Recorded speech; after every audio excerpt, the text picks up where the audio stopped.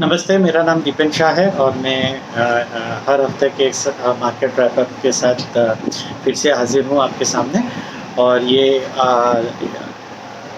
Purposely एक India का supposedly India का एक ऐसा मार्केट रैपअप है जो आपको कमोडिटीज़, इक्विटीज़, करेंसी सभी सेगमेंट्स के बारे में एक ही जगह पे इंफॉर्मेशन और जानकारी देता है, टेक्निकल आउटलुक देता है, ताकि आप अपने ट्रेडिंग को और भी बेटर और भी इन्फॉर्म तरीके से कर सकें। और ये एक टूल है जिसको आप अपने एक ट्रेडिंग सिस्टम में ऐड कर सकते हैं, ताकि आप एक क्रॉस चेक वेरिफिकेशन कर सकते हैं हमारे व्यूज़ को, और इसी के साथ साथ आप अपने ट्रेडिंग को और बेटर बना सकते हैं। और डिस्क्लेमर इसके साथ यही होगा कि हमारी कंपनी इन्वेस्टमेंट फील्ड में है, तो मार्केट के रिलेटेड सभी एक्टिविटीज़ में हमारा इंटरेस्ट हो सकता है। तो आइए स्टार्ट करते हैं इस हफ्ते का मार्केट रैपअप। सबसे पहले एज़ यूजुअल हम इक्विटी फ्यूचर्स के बारे में बात करेंगे। तो इक्विटी फ्यूचर्स में हमने देखा है कि निफ्टी 22,700 के आसपास सस्टेन कर रहा है, लेकिन कहीं ना कहीं थोड़ा टॉपिश और थोड़ा ओवरबॉट जोन में लग रहा है।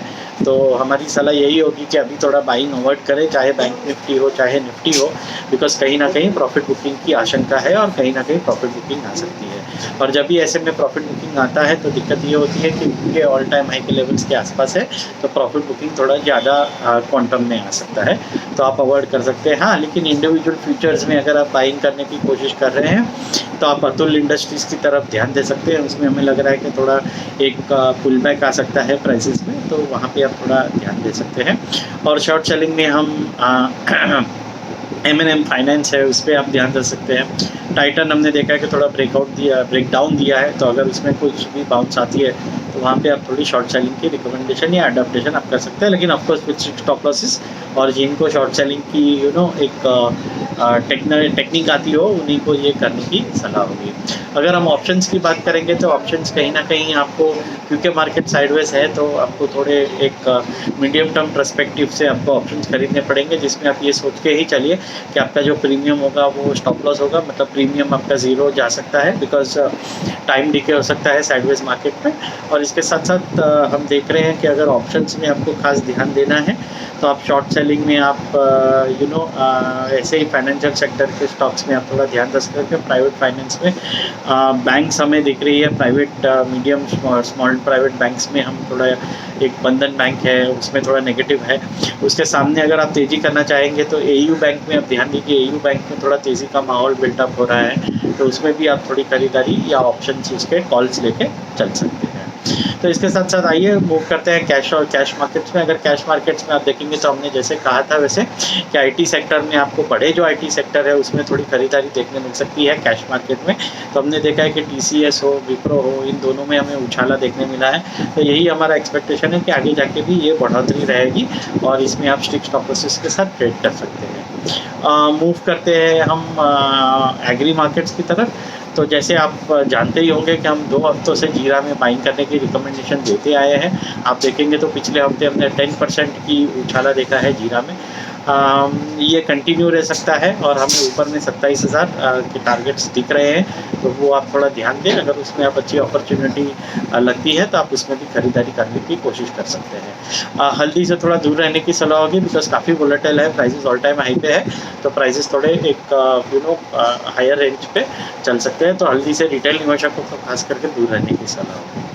अगर मूव करते हैं नॉन एग्री सेगमेंट में, गोल्ड, सिल्वर, क्रूड, कॉपर में, तो अगेन गोल्ड और सिल्वर में हमने अच्छी खासी प्रॉफिट बुकिंग देखी, जो एक्सपेक्टेड था। 10% से ज़्यादा का करेक्शन आ चुका है। हमारा मानना है कि यही करेक्शन थोड़ा और आ सकता है, और इसके साथ साथ कहीं ना कहीं आप 68,000 गोल्ड आता है तो वहाँ पे खरीदारी करने की कोशिश करें, और 78,000 सिल्वर आता है तो वहाँ पे थोड़ी खरीदारी करने की कोशिश करिए। अभी थोड़ा वेट एंड वॉच करने की एक सलाह रहेगी हमारी। क्रूड में भी हम एक्सपेक्ट कर रहे थे कि प्राइस डिप आती है तो वो डिप जारी रह सकती है। ट्रेडिंग के लिए आप 1-2 दिन के ट्रेडिंग के लिए आप बाई करके चल सकते हैं, लेकिन ट्रेजेक्ट्री अभी भी थोड़ी डाउनवर्ड्स ही लग रही है, तो अगर आप ट्रेडिंग नहीं करते हैं तो आप क्रूड ऑयल के कॉन्ट्रैक्ट को अवॉइड कर सकते हैं। बेस मेटल्स हमें काफ़ी अच्छा लग रहा है। एल्यूमिनियम जैसे हम काफ़ी समय से कहते आए हैं कि 228 के आसपास अगर आपको एल्यूमिनियम में खरीदारी करने का मौका मिलता है तो वहाँ पे आप खरीदारी करने की कोशिश करें। 222 के नीचे का कोई बेसिस स्टॉप लॉस होगा और ऊपर में हमें फिर से 248 के लेवल्स और 252 के लेवल देखने मिल सकते हैं। तो एल्यूमिनियम में आप सभी लोगों को खास ध्यान देने की सलाह होगी।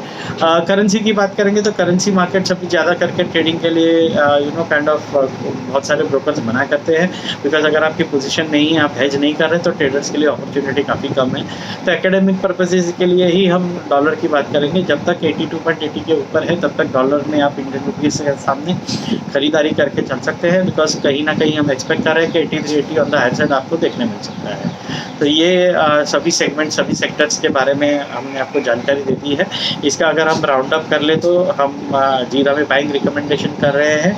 हम आपको क्रूड में, गोल्ड में अवॉइड करने की सलाह दे रहे हैं, निफ्टी में भी अवॉइड करने की सलाह दे रहे हैं। इसके साथ साथ अगर आप स्पेसिफिक सेगमेंट्स में ध्यान दें तो प्राइवेट फाइनेंस में आपको थोड़ी एक गिरावट देखने मिल सकती है।